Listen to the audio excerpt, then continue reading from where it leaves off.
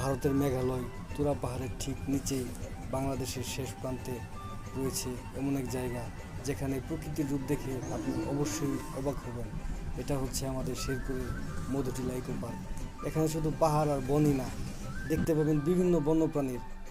এখানে রয়েছে বিশাল হাতির পাল, আর গাছে গাছে ঝুলে থাকে বানর। বনের ভিতর হারিয়ে যাওয়ার এই সুযোগ হাতছাড়া করবেন না।